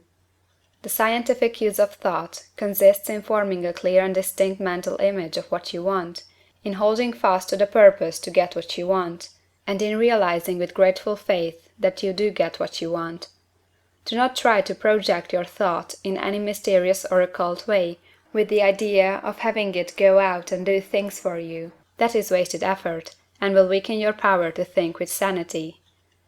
The action of thought in getting rich is fully explained in the preceding chapters. Your faith and purpose positively impress your vision upon formless substance, which has the same desire for more life that you have, and this vision, received from you, sets all the creative forces at work in and through their regular channels of action, but directed toward you. It is not your part to guide or supervise the creative process. All you have to do with that is to retain your vision, stick to your purpose, and maintain your faith and gratitude. But you must act in a certain way, so that you can appropriate what is yours when it comes to you, so that you can meet the things you have in your picture, and put them in their proper places as they arrive. You can really see the truth of this. When things reach you, they will be in the hands of other men, who will ask an equivalent for them. And you can only get what is yours by giving the other man what is his. Your pocketbook is not going to be transformed into a Fortunatus purse, which shall be always full of money without effort on your part. This is a crucial point in the science of getting rich. Right here, when thought and personal action must be combined, there are very many people who, consciously or unconsciously, set the creative forces in action by the strength and persistence of their desires, but who remain poor because they do not provide for the reception of the thing they want when it comes. By thought, the thing you want is brought to you. By action, you receive it. Whatever your action is to be, it is evident that you must act now. You cannot act in the past, and it is essential to the clearness of your mental vision that you dismiss the past from your mind. You cannot act in the future, for the future is not here yet. And you cannot tell how you will want to act in any future contingency until that contingency has arrived. Because you are not in the right business or the right environment now, do not think that you must postpone action until you get into the right business or environment. And do not spend time in the present taking thought as to the best course in possible future emergencies. Have faith in your ability to meet any emergency when it arrives. If you act in the present with your mind on the future, your present action will be with a divided mind and will not be effective. Put your whole mind into present action. Do not give your creative impulse to original substance, and then sit down and wait for results. If you do, you will never get them. Act now. There is never any time but now, and there never will be any time but now. If you are ever to begin to make ready for the reception of what you want, you must begin now. And your action, whatever it is, must most likely be in your present business or employment, and must be upon the persons and things in your present environment. You cannot act where you are not, you cannot act where you have been, and you cannot act where you are going to be. You can act only where you are. Do not bother as to whether yesterday's work was well done or ill done. Do today's work well. Do not try to do tomorrow's work now. There will be plenty of time to do that when you get to it. Do not try, by occult or mystical means, to act on people or things that are out of your reach. Do not wait for a change of environment before you act. Get a change of environment by action. You can so act upon the environment in which you are now as to cause yourself to be transferred to a better environment. Hold with faith and purpose the vision of yourself in the better environment, but act upon your present environment with all your heart, and with all your strength, and with all your mind. Do not spend any time in day dreaming or castle building. Hold to the one vision of what you want, and act now. Do not cast about seeking some new thing to do, or some strange, unusual, or remarkable action to perform as a first step toward getting rich. It is probable that your actions, at least for some time to come, will be those you have been performing for some time past. But you are to begin now to perform these actions in a certain way, which will surely make you rich. If you are engaged in some business, and feel that it is not the right one for you, do not wait until you get into the right business before you begin to act. Do not feel discouraged, or sit down and lament because you are misplaced. No man was ever so misplaced but that he could not find the right place, and no man ever became so involved in the wrong business but that he could get into the right business. Hold the vision of yourself in the right business, with the purpose to get into it, and the faith that you will get into it, and are getting into it. But act in your present business. Use your present business as the means of getting a better one, and use your present environment as the means of getting into a better one. Your vision of the right business, if held with faith and purpose, will cause the Supreme to move the right business toward you, and your action, if performed in the certain way, will cause you to move toward the business. If you are an employee, or wage earner, and feel that you must change places in order to get what you want, do not project your thought into space and rely upon it to get you another job. It will probably fail to do so. Hold the vision of yourself in the job you want, while you act with faith and purpose on the job you have, and you will certainly get the job you want. Your vision and faith will set the creative force in motion to bring it toward you, and your action will cause the forces in your own environment to move you toward the place you want. In closing this chapter, we will add another statement to our syllabus. There is a thinking stuff from which all things are made, and which, in its original state, permeates, penetrates, and fills the interspaces of the universe. A thought, in this substance, produces the thing that is imaged by the thought. Man can form things in his thought, and, by impressing his thought upon formless substance, can cause the thing he thinks about to be created. In order to do this, man must pass from the competitive to the creative mind. He must form a clear mental picture of the thing he wants, and hold this picture in his thoughts, with the fixed purpose to get what he wants, and the unwavering faith that he does get what he wants, closing his mind to all that may tend to shake his purpose, dim his vision, or quench his faith. That he may receive what he wants when it comes, man must act now upon the people and things in his present environment. End of Chapter 11. Chapter 12. Efficient Action. You must use your thought as directed in previous chapters, and begin to do what you can do where you are, and you must do all that you can do where you are.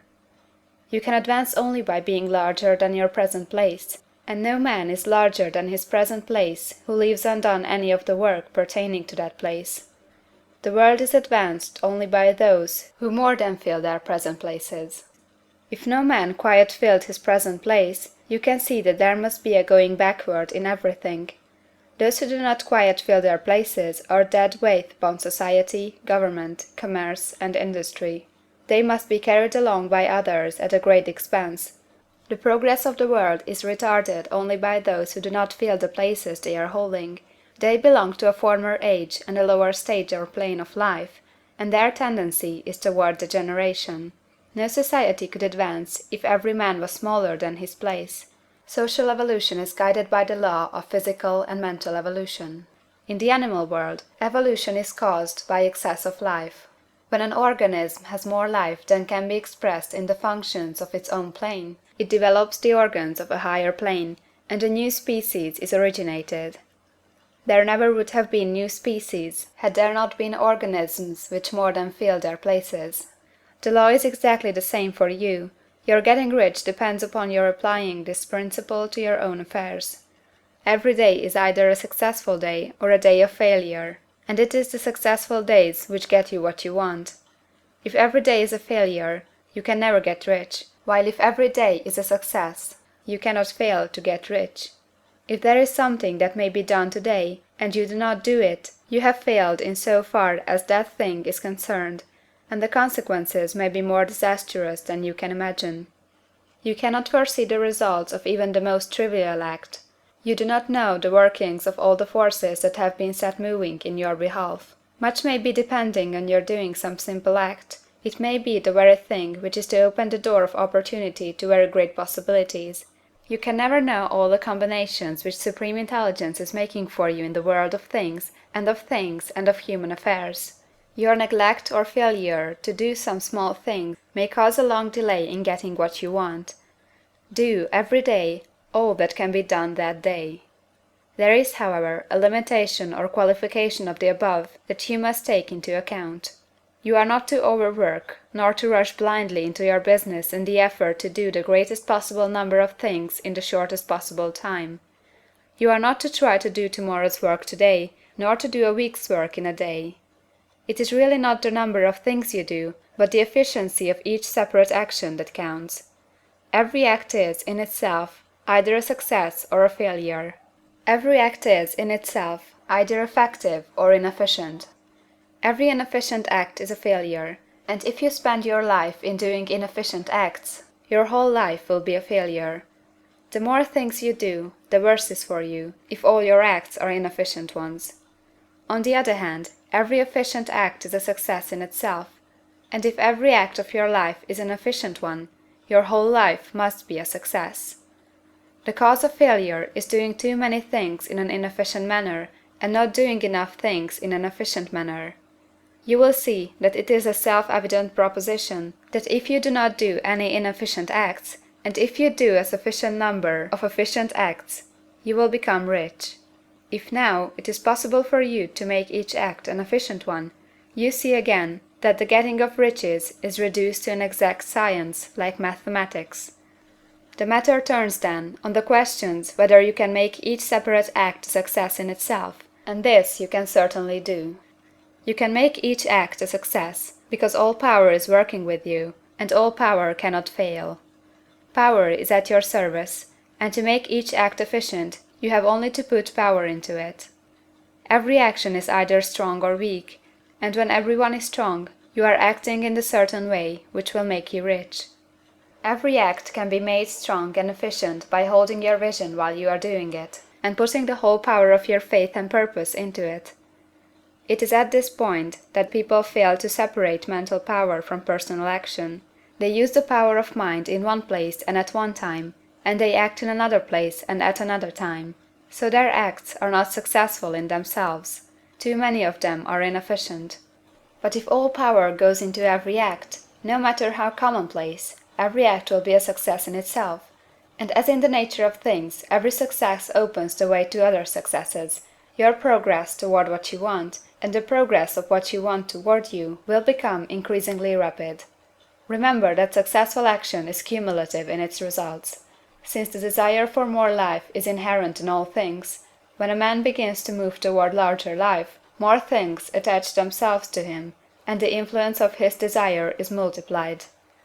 Do, every day, all that you can do that day, and do each act in an efficient manner.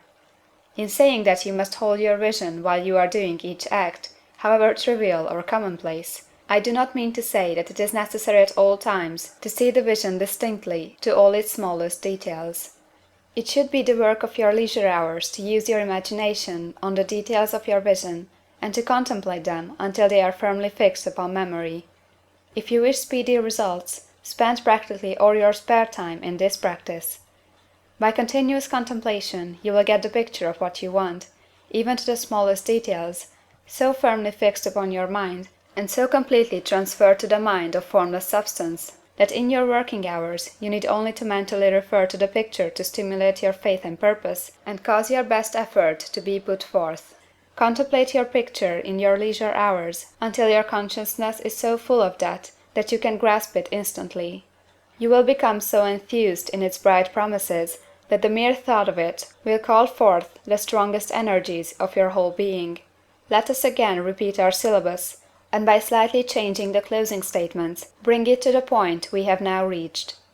There is a thinking stuff from which all things are made, and which, in its original state, permeates, penetrates, and fills the interspaces of the universe. A thought, in this substance, produces the thing that is imaged by the thought.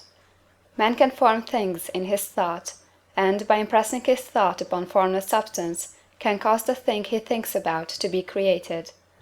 In order to do this, man must pass from the competitive to the creative mind. He must form a clear mental picture of the things he wants, and do, with faith and purpose, all that can be done each day, doing each separate thing in an efficient manner. End of Chapter 12. Chapter 13. Getting into the right business.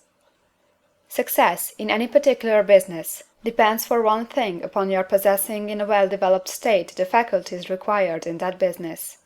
Without good musical faculty, no one can succeed as a teacher of music. Without well-developed mechanical faculties, no one can achieve great success in any of the mechanical trades. Without tact and the commercial faculties, no one can succeed in mercantile pursuits. But to possess in a well-developed state the faculties required in your particular vocation does not insure getting rich. There are musicians who have remarkable talent, and who yet remain poor. There are blacksmiths, carpenters, and so on who have excellent mechanical ability, but who do not get rich, and there are merchants with good faculties for dealing with men who nevertheless fail. The different faculties are tools. It is essential to have good tools, but it is also essential that the tools should be used in the right way. One man can take a sharp saw, a square, a good plane, and so on, and build a handsome article of furniture. Another man can take the same tools and set to work to duplicate the article, but his production will be a botch. He does not know how to use good tools in a successful way.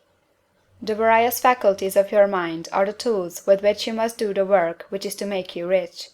It will be easier for you to succeed if you get into a business for which you are well equipped with mental tools. Generally speaking, you will do best in that business which will use your strongest faculties, the one for which you are naturally best fitted. But there are limitations to this statement also. No man should regard his vocation as being irrevocably fixed by the tendencies with which he was born. You can get rich in any business, for if you have not the right talent, you can develop that talent.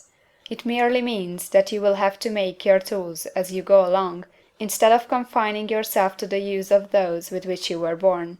It will be easier for you to succeed in a vocation for which you already have the talents in a well-developed state, but you can succeed in any vocation, for you can develop any rudimentary talent, and there is no talent of which you have not at least the rudiment. You will get rich most easily in point of effort if you do that for which you are best fitted, but you will get rich most satisfactory if you do that which you want to do. Doing what you want to do is life, and there is no real satisfaction in living if we are compelled to be forever doing something which we do not like to do, and can never do what we want to do. And it is certain that you can do what you want to do. The desire to do it is proof that you have within you the power which can do it. Desire is a manifestation of power. The desire to play music is the power which can play music seeking expression and development. The desire to invent mechanical devices is the mechanical talent seeking expression and development. Where there is no power, either developed or undeveloped, to do a thing, there is never any desire to do that thing, and where there is strong desire to do a thing, it is certain proof that the power to do it is strong, and only requires to be developed and applied in the right way. All things else being equal, it is best to select the business for which you have the best developed talent, but if you have a strong desire to engage in any particular line of work, you should select that work as the ultimate end at which you aim. You can do what you want to do, and it is your right and privilege to follow the business or avocation which will be most congenial and pleasant. You are not obliged to do what you do not like to do, and you should not do it except as the means to bring you to the doing of the thing you want to do. If there are past mistakes whose consequences have placed you in an undesirable business or environment, you may be obliged for some time to do what you do not like to do, but you can make the doing of it pleasant by knowing that it is making it possible for you to come to the doing of what you want to do. If you feel that you are not in the right vocation, do not act too hastily in trying to get into another one. The best way generally to change business or environment is by growth. Do not be afraid to make a sudden and radical change if the opportunity is presented, and you feel after careful consideration that it is the right opportunity. But never take sudden or radical action when you are in doubt as to the wisdom of doing so. There is never any hurry on the creative plane, and there is no lack of opportunity. When you get out of the competitive mind, you will understand that you never need to act hastily. No one else is going to beat you to the thing you want to do. There is enough for all. If one space is taken, another and a better one will be opened for you a little farther on. There is plenty of time. When you are in doubt, wait. Fall back on the contemplation of your vision, and increase your faith and purpose, and by all means, in times of doubt and indecision, cultivate gratitude. A day or two spent in contemplating the vision of what you want, and in earnest thanksgiving that you are getting it, will bring your mind into such close relationship with the Supreme that you will make no mistake when you do act. There is a mind which knows all there is to know, and you can come into close unity with this mind by faith and the purpose to advance in life, if you have deep gratitude. Mistakes come from acting hastily, or from acting in fear or doubt, or in forgetfulness of the right motive, which is more life to all, and less to none. As you go on in the certain way, opportunities will come to you in increasing number, and you will need to be very steady in your faith and purpose, and to keep in close touch with the all-mind by reverent gratitude. Do all that you can do in a perfect manner every day, but do it without haste, worry, or fear. Go as fast as you can, but never hurry. Remember that in the moment you begin to hurry, you cease to be a creator and become a competitor. You drop back upon the old plane again. Whenever you find yourself hurrying, call a halt. Fix your attention on the mental image of the thing you want, and begin to give thanks that you are getting it. The exercise of gratitude will never fail to strengthen your faith and renew your purpose. End of Chapter 13. Chapter 14. The Impression of Increase. Whether you charge your vocation or not, your actions for the present must be those pertaining to the business in which you are now engaged. You can get into the business you want by making constructive use of the business you are already established in, by doing your daily work in a certain way. And in so far as your business consists in dealing with other men, whether personally or by letter, the key thought of all your efforts must be to convey their minds the impression of increase. Increase is what all men and all women are seeking. It is the urge of the formless intelligence within them, seeking fuller expression. The desire for increase is inherent in all nature. It is the fundamental impulse of the universe. All human activities are based on the desire for increase. People are seeking more food, more clothes, better shelter, more luxury, more beauty, more knowledge, more pleasure. Increase in something, more life. Every living thing is under this necessity for continuous advancement. Where increase of life ceases, dissolution and death set in at once. Man instinctively knows this, and hence he is forever seeking more. This law of perpetual increase is set forth by Jesus in the parable of the talents. Only those who gain more retain any. From him who hath not shall be taken away even that which he hath. The normal desire for increased wealth is not an evil or a reprehensible thing. It is simply the desire for more abundant life. It is aspiration. And because it is the deepest instinct of their natures, all men and women are attracted to him who can give them more of the means of life. In following the certain way as described in the foregoing pages, you are getting continuous increase for yourself, and you are giving it to all with whom you deal. You are a creative center, from which increase is given off to all. Be sure of this, and convey assurance of the fact to every man, woman, and child with whom you come in contact. No matter how small the transaction, even if it be only the selling of a stick of candy to a little child, put into it the thought of increase, and make sure that the customer is impressed with the thought. Convey the impression of advancement with everything you do, so that all people shall receive the impression that you are an advancing man, and that you advance all who deal with you. Even to the people whom you met in a social way, without any thought of business, and to whom you do not try to sell anything, give the thought of increase. You can convey this impression by holding the unshakable faith that you, yourself, are in the way of increase, and by letting this faith aspire, fill, and permeate every action. Do everything that you do in a firm conviction that you are an advancing personality, and that you are giving advancement to everybody. Feel that you are getting rich, and that in doing so you are making others rich, and conferring benefits on all. Do not boast or brag of your success, or talk about it unnecessarily. True faith is never boastful. Wherever you find a boastful person, you find one who is secretly doubtful and afraid. Simply feel the faith, and let it work out in every transaction. Let every act and tone and look express the quiet assurance that you are getting rich, that you are already rich. Words will not be necessary to communicate this feeling to others. They will feel the sense of increase when in your presence, and will be attracted to you again. You must so impress others that they will feel that in associating with you they will get increase for themselves. See that you give them a use of value greater than the cash value you are taking from them. Take an honest pride in doing this, and let everybody know it, and you will have no lack of customers. People will go where they are given increase, and the Supreme, which desires increase in all and which knows all, will move toward you men and women who have never heard of you. Your business will increase rapidly, and you will be surprised at the unexpected benefits which will come to you. You will be able from day to day to make larger combinations, secure greater advantages, and to go on into a more congenial vocation if you desire to do so. But in doing all this, you must never lose sight of your vision of what you want, or your faith and purpose to get what you want. Let me here give you another word of caution in regard to motives. Beware of the insidious temptation to seek for power over other men. Nothing is so pleasant to the unformed or partially developed mind as the exercise of power or domination over others. The desire to rule for selfish gratification has been the curse of the world. For countless ages, kings and lords have drenched the earth with blood in their battles to extend their dominions. This not to seek more life for all, but to get more power for themselves. Today, the main motive in the business and industrial world is the same.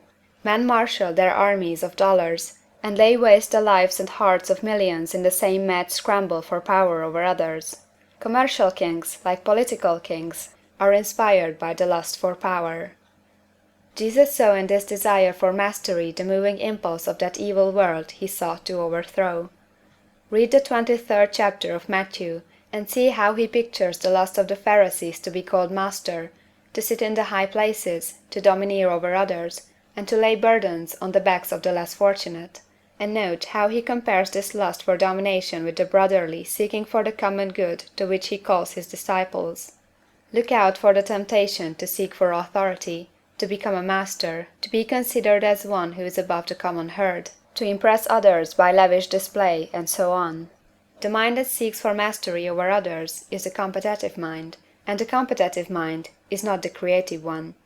In order to master your environment and your destiny, it is not at all necessary that you should rule over your fellow men, and indeed, when you fall into the world's struggle for the high places, you begin to be conquered by fate and environment, and your getting rich becomes a matter of chance and speculation. Beware of the competitive mind. No better statement of the principle of creative action can be formulated than the favorite declaration of the late Golden Rule Jones of Toledo: "What I want for myself, I want for everybody." End of chapter 14. Chapter 15.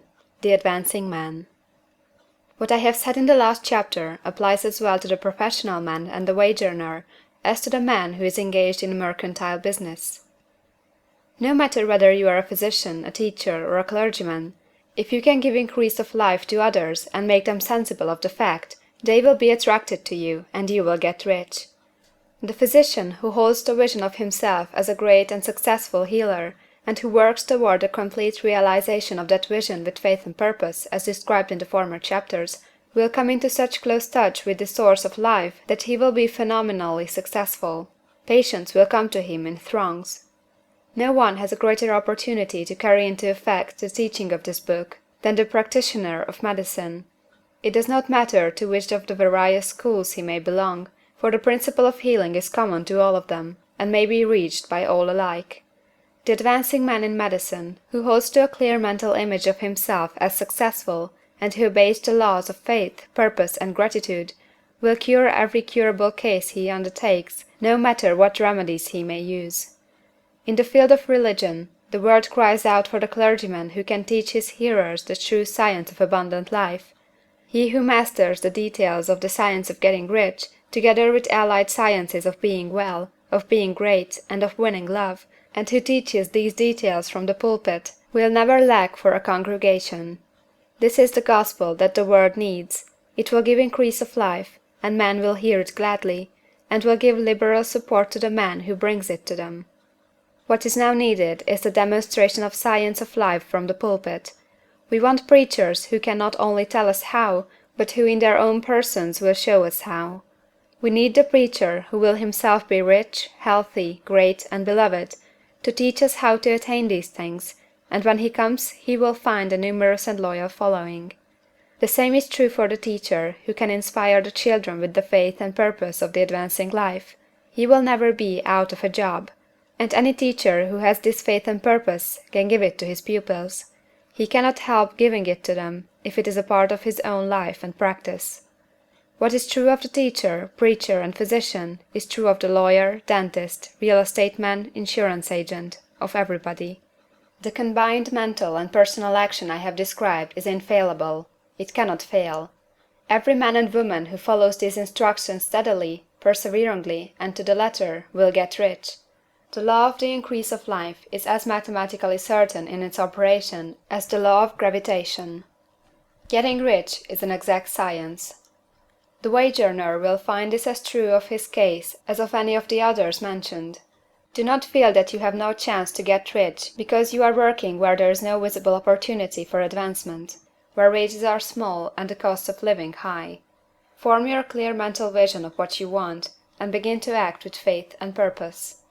Do all the work you can do, every day, and do each piece of work in a perfectly successful manner. Put the power of success and the purpose to get rich into everything that you do. But do not do this merely with the idea of currying favor with your employer, in the hope that he, or those above you, will see your good work and advance you. It is not likely that they will do so. The man who is merely a good workman, filling his place to the very best of his ability, and satisfied with that, is valuable to his employer, and it is not to the employer's interest to promote him. He is worth more where he is. To secure advancement, something more is necessary than to be too large for your place. The man who is certain to advance is the one who is too big for his place, and who has a clear concept of what he wants to be, who knows that he can become what he wants to be, and who is determined to be what he wants to be. Do not try to more than fill your present place with the view of pleasing your employer. Do it with the idea of advancing yourself. Hold the faith and purpose of increase during work hours, after work hours, and before work hours. Hold it in such a way that every person who comes in contact with you, whether foreman, fellow workman, or social acquaintance, will feel the power of purpose radiating from you, so that everyone will get the sense of advancement and increase from you. Men will be attracted to you, and if there is no possibility for advancement in your present job, you will very soon see an opportunity to take another job. There is a power which never fails to present opportunity to the advancing man who is moving in obedience to law. God cannot help helping you if you act in a certain way. He must do so in order to help himself. There is nothing in your circumstances or the industrial situation that can keep you down. If you cannot get rich working for the Steel Trust, you can get rich on a 10-acre farm, and if you begin to move in a certain way, you will certainly escape from the clutches of the Steel Trust and get on to the farm or wherever else you wish to be. If a few thousands of its employees would enter upon the certain way, the Steel Trust would soon be in a bad plight. It would have to give its working men more opportunity, or to go out of business. Nobody has to work for a trust. The trusts can keep men in so-called hopeless conditions only so long as there are men who are too ignorant to know of the science of getting rich, or too intellectually slothful to practice it. Begin this way of thinking and acting, and your faith and purpose will make you quick to see any opportunity to better your condition. Such opportunities will speedily come, for the Supreme, working in all, and working for you, will bring them before you. Do not wait for an opportunity to be all that you want to be. When an opportunity to be more than you are now is presented, and you feel impelled toward it, take it. It will be the first step toward a greater opportunity. There is no such thing possible in this universe as the lack of opportunities for the man who is living the advancing life. It is inherent in the constitution of the cosmos that all things shall be for him and work together for his good, and he must certainly get rich if he acts and thinks in the certain way. So let wage-earning men and women study this book with great care, and enter with confidence upon the course of action it prescribes. It will not fail. End of Chapter 15. Chapter 16. Some cautions and concluding observations. Many people will scoff at the idea that there is an exact science of getting rich. Holding the impression that the supply of wealth is limited, they will insist that social and governmental constitutions must be changed before even any considerable number of people can acquire a competence. But this is not true. It is true that existing governments keep the masses in poverty, but this is because the masses do not think and act in a certain way. If the masses begin to move forward as suggested in this book, neither governments nor industrial systems can check them. All systems must be modified to accommodate the forward movement. If the people have the advancing mind, have the faith that they can become rich, and move forward with the fixed purpose to become rich, nothing can possibly keep them in poverty. Individuals may enter upon the certain way at any time, and under any government, and make themselves rich, and when any considerable number of individuals do so under any government, they will cause the system to be so modified as to open the way for others. The more men who get rich on the competitive plane, the worse for others, and more who get rich in the creative plane, the better for others. The economic salvation of the masses can only be accomplished by getting a large number of people to practice the scientific method set down in this book, and become rich. These will show others the way, and inspire them with a desire for real life, with the faith that can be attained, and with the purpose to attain it. For the present, however, it is enough to know that neither the government under which you live, nor the capitalistic or competitive system of industry can keep you from getting rich. When you enter upon the creative plane of thought, you will rise above all these things, and become a citizen of another kingdom. But remember that your thought must be held upon the creative plane. You are never for an instant to be betrayed into regarding the supply as limited, or into acting on the moral level of competition. Whenever you do fall into old ways of thought, correct yourself instantly.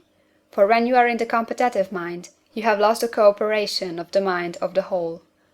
Do not spend any time in planning as to how you will meet possible emergencies in the future, except as the necessary policies may affect your actions today. You are concerned with doing today's work in a perfectly successful manner, and not with emergencies which may arise tomorrow. You can attend to them as they come. Do not concern yourself with questions as to how you shall surmount obstacles which may loom upon your business horizon, unless you see plainly that your course must be altered today in order to avoid them. No matter how tremendous an obstruction may appear at the distance, you will find that if you go in the certain way, it will disappear as you approach it, or that a way over, through, or around it will appear. No possible combination of circumstances can defeat a man or woman who is proceeding to get rich along strictly scientific lines. No man or woman who obeys the law can fail to get rich, any more than one can multiply 2 by 2 and fail to get 4. Give no anxious thought to possible disasters, obstacles, panics, or unfavorable combinations of circumstances. It is time enough to meet such things as they present themselves before you in the immediate present, and you will find that every difficulty carries with it the wherewithal for its overcoming. Guard your speech. Never speak of yourself, your affairs, or of anything else in a discouraged or discouraging way. Never admit the possibility of failure, or speak in a way that infers failure as a possibility. Never speak of the times as being hard, or of business conditions as being doubtful. Times may be hard and business doubtful for those who are on the competitive plane, but they can never be so for you. You can create what you want, and you are above fear. When others are having hard times and poor business, you will find your greatest opportunities. Train yourself to think of and to look upon the world as something which is becoming, which is growing, and to regard something evil as being only that which is undeveloped. Always speak in terms of advancement. To do otherwise is to deny your faith, and to deny your faith is to lose it. Never allow yourself to feel disappointed. You may expect to have a certain thing at a certain time, and not get it at that time, and this will appear to you like failure. But if you hold to your faith, you will find that the failure is only apparent. Go on in the certain way, and if you do not receive that thing, you will receive something so much better that you will see that the seeming failure was really a great success. A student in this science had set his mind on making a certain business combination which seemed to him at the time to be very desirable, and he worked for some weeks to bring it about. When the crucial time came, the thing failed in a perfectly inexplicable way. It was as if some unseen influence had been working secretly against him. He was not disappointed; on the contrary, he thanked God that his desire had been overruled, and went steadily on with a grateful mind. In a few weeks an opportunity so much better came his way that he would not have made the first deal on any account, and he saw that a mind which knew more than he knew had prevented him from losing the greater good by entangling himself with the lesser. That is the way every seeming failure will work out for you, if you keep your faith, hold to your purpose, have gratitude, and do, every day, all that can be done that day, doing each separate act in a successful manner. When you make a failure, it is because you have not asked for enough. Keep on, and a larger thing than you were asking will certainly come to you. Remember this. You will not fail because you lack the necessary talent to do what you wish to do. If you go on as I have directed, you will develop all that talent that is necessary for the doing of your work. It is not within the scope of this book to deal with the science of cultivating talent, but it is as certain and simple as the process of getting rich. However, do not hesitate or waver for fear. When you come to any certain place you will fail for lack of ability. Keep right on, and when you come to that place, the ability will be furnished for you. The same source of ability which enabled the untaught Lincoln to do the greatest work in government ever accomplished by a single man is open to you. You may draw upon all the mind there is for wisdom to use in meeting the responsibilities which are laid upon you. Go on in full faith. Study this book. Make it your constant companion until you have mastered all the ideas contained in it. While you are getting firmly established in this faith, you will do well to give up most recreations and pleasure, and to stay away from places where ideas conflicting with these are advanced in lectures or sermons. Do not read pessimistic or conflicting literature, or get into arguments upon the matter. Do very little reading, outside of the writers mentioned in the preface. Spend most of your leisure time in contemplating your vision, and in cultivating gratitude, and in reading this book. It contains all you need to know of the science of getting rich, and you will find all the essentials summed up in the following chapter. End of chapter 16. Chapter 17. Summary of the science of getting rich. There is a thinking stuff from which all things are made, and which, in its original state, permeates, penetrates, and fills the interspaces of the universe. A thought in this substance produces the thing that is imaged by the thought. Man can form things in his thought, and by impressing his thought upon formless substance, can cause the thing he thinks about to be created. In order to do this, man must pass from the competitive to the creative mind, otherwise he cannot be in harmony with the formless intelligence, which is always creative and never competitive in spirit. Man may come into full harmony with the formless substance by entertaining a lively and sincere gratitude for the blessings it bestows upon him. Gratitude unifies the mind of man with the intelligence of substance, so that man's thoughts are received by the formless. Man can remain upon the creative plane only by uniting himself with the formless intelligence through a deep and continuous feeling of gratitude. Man must form a clear and definite mental image of the things he wishes to have, to do, or to become, and he must hold this mental image in his thoughts while being deeply grateful to the Supreme that all he desires are granted to him. The man who wishes to get rich must spend his leisure hours in contemplating his vision, and in earnest thanksgiving that the reality is being given to him. Too much stress cannot be laid on the importance of frequent contemplation of the mental image, coupled with unwavering faith and devout gratitude. This is the process by which the impression is given to the formless, and the creative forces set in motion. The creative energy works through the established channels of natural growth and of the industrial and social order. All that is included in his mental image will surely be brought to the man who follows the instructions given above, and whose faith does not waver. What he wants will come to him through the ways of established trade and commerce. In order to receive his own when it shall come to him, man must be active, and this activity can only consist in more than filling his present place. He must keep in mind the purpose to get rich through the realization of his mental image, and he must do, every day, all that can be done that day, taking care to do each act in a successful manner. He must give to every man a use value in excess of the cash value he receives, so that each transaction makes for more life, and he must so hold the advancing thought that the impression of increase will be communicated to all with whom he comes in contact. The men and women who practice the foregoing instructions will certainly get rich, and the riches they receive will be in exact proportion to the definiteness of their vision, the fixity of their purpose, the steadiness of their faith, and the depth of their gratitude. End of chapter 17, and end of the science of getting rich, by Wallace D. Wattles.